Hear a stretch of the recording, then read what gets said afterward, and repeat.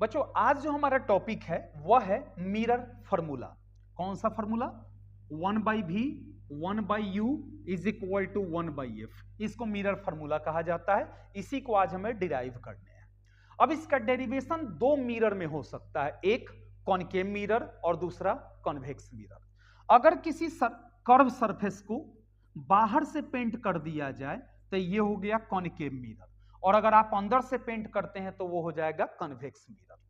अब concave mirror में दो केस आते हैं। पहला जब इमेज रियल बने और इन्वर्टेड बने, और दूसरा केस आता है जब इमेज वर्चुअल और इरेक्ट बने। वर्चुअल इरेक्ट क्या है? जब इमेज मिरर के अंदर या पीछे बन रहा हो तो वर्चुअल और इरेक्ट होता है, और जब इमेज मिरर के सामने बन रहा हो, स्क्रीन पर दिख रहा हो, ठीक है ना, तो उस समय रियल और इन्वर्टेड बनता है। तो आप पढ़े होंगे कि कॉनकेव मिरर में टोटल 6 ऐसे केस होते हैं जहां पर आप इमेज फॉर्म कर सकते हैं। उसमें एक केस सिर्फ जब ऑब्जेक्ट को फोकस और पोल के बीच में रखा जाता है, सिर्फ उसी केस में इमेज वर्चुअल और इरेक्ट बनता है। बाकी 5 केस में इमेज रियल और इन्वर्टेड बनते हैं। तो चलिए शुरू करते हैं रियल और इन्वर्टेड के लिए। सबसे पहले आप प्रिंसिपल एक्सिस ड्रॉ करें। हमने प्रिंसिपल एक्सिस ड्रॉ किया। अब प्रिंसिपल एक्सिस मिरर के जिस पॉइंट को टच करेगा उसे पोल कहेंगे, इसे आप फोकस कह दीजिए, और ये जितनी दूरी है उतनी ही दूरी पर सेंटर ऑफ कर्वेचर मानने हैं, ठीक है ना। अब आप देखें, ऑब्जेक्ट को आप फोकस के आगे मत रखिए, नहीं तो वर्चुअल और इरेक्ट इमेज बन जाएगा। फोकस पे या फोकस के पीछे कहीं भी रखिए, इमेज रियल और इन्वर्टेड बनेगा। तो सबसे पीछे यहां पे रखते हैं, ऑब्जेक्ट को हमने यहां पे रखा। अब आप देखें, एक रे तो पैरेलल जाने हैं, और पैरेलल जाकर के कहां से कटेगा बुआ? पैरेलल चला गया, और पैरेलल जाकर के ये कहां से निकलता है? फोकस से निकल जाता है। ये फोकस से निकल गया, ध्यान से देखिएगा, हो गया।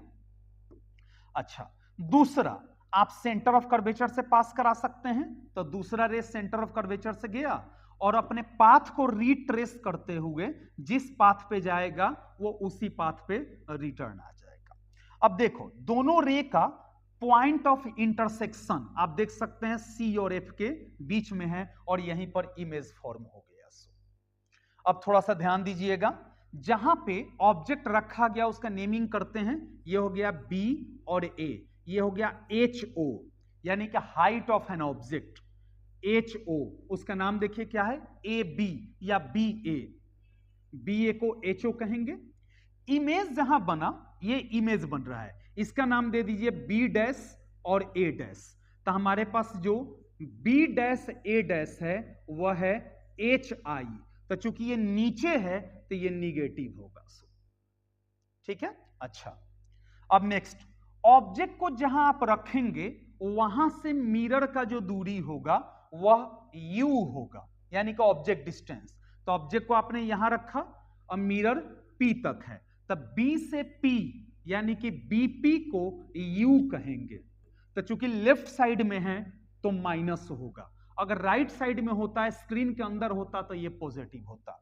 लेफ्ट रहता है तो निगेटिव, राइट रहता है तो पॉजिटिव, ऊपर रहता है तो पॉजिटिव, नीचे रहेगा तो निगेटिव। जैसे ये ऊपर था ना, प्रिंसिपल एक्सिस के ऊपर था तब पॉजिटिव था, और ये प्रिंसिपल एक्सिस के नीचे था तो हमने निगेटिव नाम दिया है।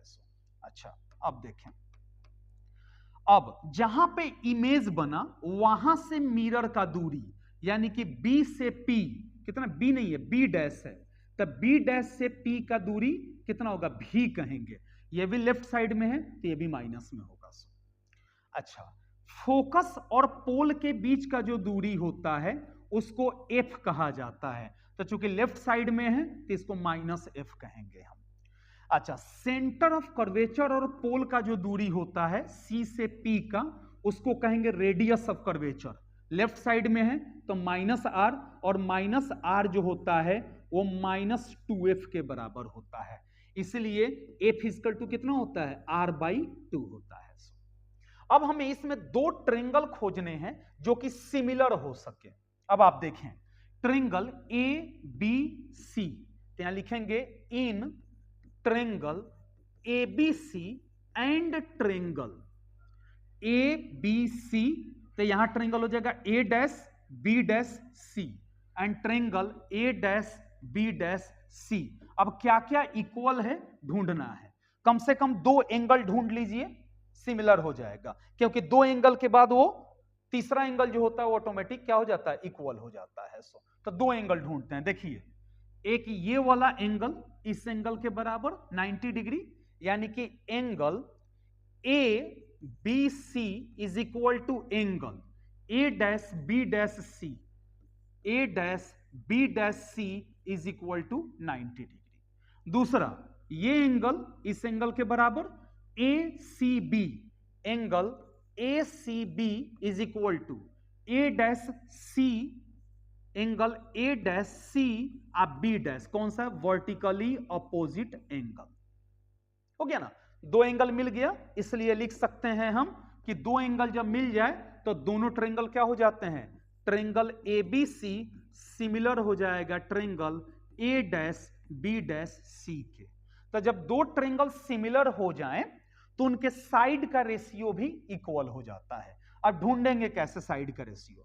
फर्स्ट वाला ए बी, और इसमें कितना है, ए डैश बी डैश है, तो आप इसको ऐसे लिख दीजिए, A B by A dash B dash is equal to, अब लास्ट का बी सी और लास्ट का कितना है, बी डैश सी है। बहुत आसान है खोजना, फिगर अब मत देखिए, अब इसी से काम चल जाएगा, B C by B dash C. अब देखिए बी सी, आप देखिए बी सी, तब बी सी को आप लिख सकते हैं बीपी माइनस सीपी, अगर इसमें से इसको माइनस कर दें तो बीसी निकल जाएगा, यानी कि लिख सकते हैं हम BP minus CP by B dash C, B dash C इसको, तो इसके लिए हम लिख सकते हैं CP minus B dash P, तो CP minus B dash P.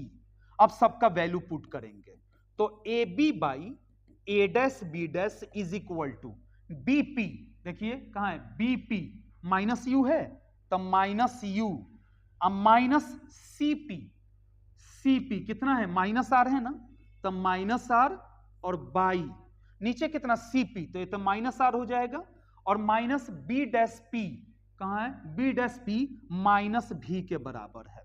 यानी कि हमें एक इक्वेशन मिला कि A B by A dash B dash is equal to minus you minus minus plus r और by minus r plus v. Equation first हो गया।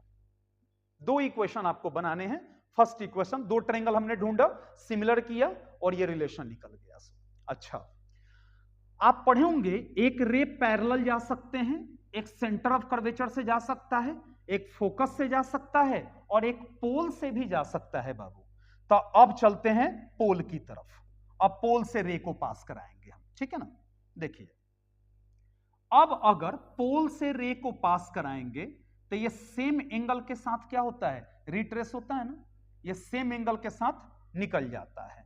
तो यहां से हम सेम एंगल के साथ इसको हम बाहर निकाल रहे हैं। देखिए, ये यहां पर एक बार जहां कट गया ना, हमेशा रे वहीं पर जाकर के मिलेंगे। देखिएगा बुआ, ये रे ऐसे गया, ऐसे आया, अब इसमें ये वाला एंगल इस एंगल के बराबर होगा। फिर से अब 2 ट्रायंगल आपको ढूंढने हैं, तो कौन कौन सा ट्रायंगल होगा, देखिएगा, ए बी पी मिला, ए बी पी, और दूसरा ए डैश बी डैश पी मिला ना। उधर लिखते हैं नेक्स्ट पेज में हम कौन कौन ट्रायंगल मिला। In triangle A B P and triangle A dash B dash P, यही 2 ट्रायंगल था ना, कौन कौन, ए बी पी, और एक दूसरा था कौन सा, ए डैश बी डैश पी, ठीक है ना। ढूंढते हैं कौन कौन, इसमें भी एंगल बी और इधर एंगल बी, तो इधर वाला नहीं, अब इधर वाला लेकर के चलेंगे, वो भी 90 डिग्री। अच्छा, दूसरा ये वाला एंगल इस एंगल के बराबर, तो कौन कौन है, A B P is equal to A dash B dash P, यानी कि पहला angle A B P is equal to angle A dash B dash P, कितना डिग्री, 90 डिग्री। अच्छा, दूसरा वापस आइए, ए पी और कौन सा B is equal to A dash P B. अरे ओवरऑल ऐसे देखो ना, ये अगर इसको एंगल 1 मान लें तो ये भी 1 हो जाएगा। नेमिंग करते हैं केवल कौन कौन, ए सबसे आसान है, आप इसको 1 और 2 मान लीजिए तो एंगल 1 किसके बराबर हो जाएगा, एंगल 2 के बराबर हो जाएगा। लेकिन हम नेम लिख रहे हैं कौन कौन, ए पी बी और ए डैश पी बी। यहां angle A P B is equal to angle A dash P और बी डैश। ये क्या है, दोनों में कॉमन है या पोल पर गिरने की वजह से है तो कॉमन भी लिख सकते हैं आप, या पोल पर गिरने की वजह से भी हो रहा है। सो दो एंगल मिल गए ना, तो एंगल एंगल सिमिलैरिटी से triangle A B P similar हो जाएगा triangle A dash B dash P. और हमने आपको बताया था कि जब सिमिलर हो जाए तो साइड का रेशियो क्या होता है, इक्वल होता है। यहीं से ढूंढ लेंगे। अब आप देखें ए बी है और ए डैश बी डैश है, तो इसको लिख देंगे A B by A dash B dash is equal to, last का बीपी है और लास्ट का बी डैश पी है, तो BP by B dash P. फिर से A B by A dash B dash is equal to BP और B dash P. देखिए यहां पर बीपी माइनस यू और B dash P minus v, तो इसको लिख सकते हैं माइनस यू बाई माइनस भी। माइनस से माइनस खत्म और हमारे पास क्या आ गया, देखिएगा बाबू, ए बी बाई कितना है, ए डैश बी डैश है इज इक्वल टू, माइनस से माइनस कैंसिल, क्या बच गया, यू बाई भी बच गया ना, इक्वेशन सेकेंड। अब आप देखें इक्वेशन फर्स्ट का एलएचएस और इक्वेशन सेकेंड का एलएचएस दोनों सेम है ना, तो आरएचएस भी सेम होंगे। तो इसका RHS minus u plus r और माइनस आर प्लस भी। देखिए minus u plus r by minus r plus v, और इसका u बाई भी क्रॉस गुना कीजिए, भी में u से माइनस यू भी में r से भी आर, u में r से माइनस यू आर और u में भी से प्लस यू भी। अब यहां भी u भी यहां भी u भी, इस दोनों को एक साथ कीजिए और यहां पे बच गया भी आर, इसको बुलाया हमने यू आर और u भी 2u भी। अब हर एक टर्म को आपको क्या करना है, u भी r से डिवाइड कीजिए, u भी r, यहां पर भी u भी r और यहां पर भी u भी r। कटा के देख लेते हैं कि कौन किससे कटेगा। सो अब आप देखें r से r खत्म, भी से भी खत्म, u भी, क्या क्या बच गया, देखिए इधर बच गया 1 बाई यू प्लस यहां बच गया 1 बाई भी इज इक्वल टू, इधर बच गया 2 बाई आर। अच्छा हम पढ़े हैं कि एफ इक्वल टू कितना होता है, आर बाई 2 होता है ना, कुछ नहीं है तो 1। अगर इसको 2 बाई आर लिखें तो इसको लिख सकते हैं 1 बाई एफ, तो 2 बाई आर के बदले में कितना लिख देंगे हम, 1 बाई एफ लिख देंगे, फॉर्मूला डिराइव होगा।